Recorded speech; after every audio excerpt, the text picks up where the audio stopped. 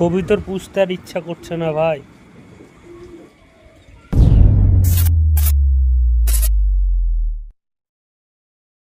আসসালামু আলাইকুম ভিউয়ার্স, তোমরা সব কেমন আছো? আশা করি সবাই ভালো আছো।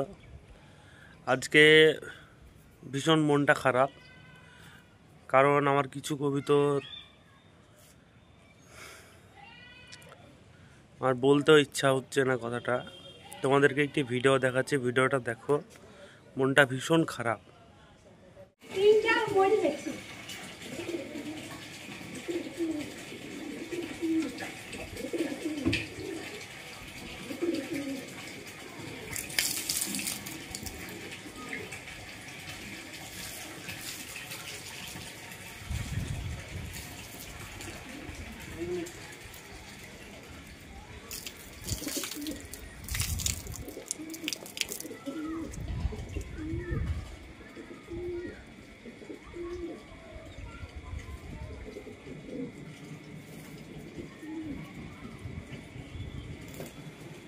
চোখের সামনে বুঝে গেল, সকালে উড়াইলাম তুমি।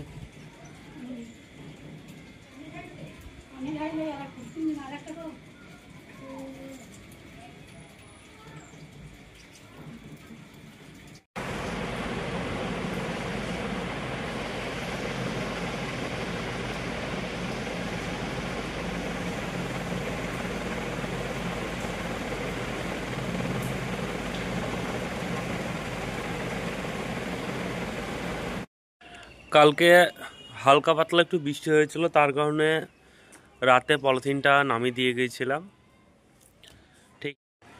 ঠিক এইভাবে নামানো ছিল পলিথিনটা। সকালে ছাদে এসে পলিথিনটা আমি তুলেও দিলাম।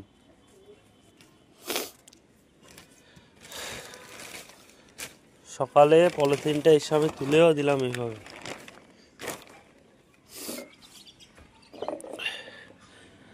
তারপরে এই যে ইটটা দিতে খেয়াল নাই ওপরে, পলিথিনের ওপরে। কাজলকে বলেছিলাম ইটটা দেওয়ার জন্য, কাজলেরও খেয়াল নাই। বাতাস হওয়ার কারণে কবুতরের পলিথিনটা খপে পড়ে যায়। পলিথিনটা পড়ে যাওয়ার পরে দুপুরবেলা এসে আমি দেখি যে কবুতরগুলো আমার এই অবস্থা। আমি যদি কোনো কারণে দুপুরবেলা যদি ছাদে না উঠতাম, তাহলে আমার সব কবুতর শেষ হয়ে যেত।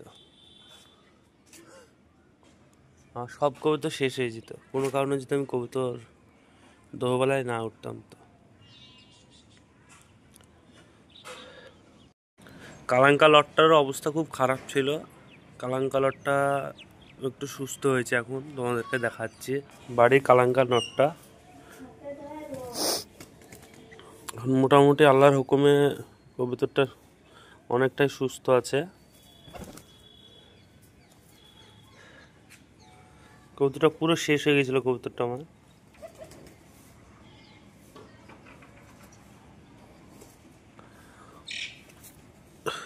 এই নটটা আমার পুরো শেষ হয়ে গেছিলো।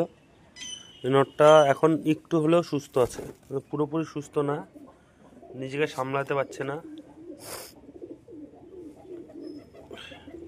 মাদিটার অবস্থা খুবই খারাপ।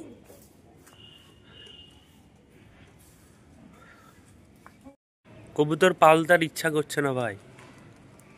বাড়ির যে মেন কবুতর ছিল সেই কবুতরটাই মারা গেল। ভীষণ মন খারাপ। কবুতর যারই এভাবে মারা যায় বা চলে যায়, সেই বুঝতে পারবে। ভীষণ মনটা খারাপ। সব থেকে আমার পছন্দের কবুতর ছিল শ্বেত লটটা। যেহেতু নাই, তখন কিছু করার নাই।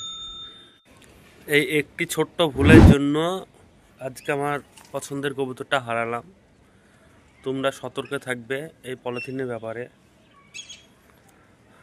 যার যায় সেই জানে ভাই কতটা কষ্ট লাগে। তো ভিউয়ার্স, ভিডিওটা এখানেই শেষ করছি। দেখা হচ্ছে নেক্সট ভিডিওতে। Bye bye.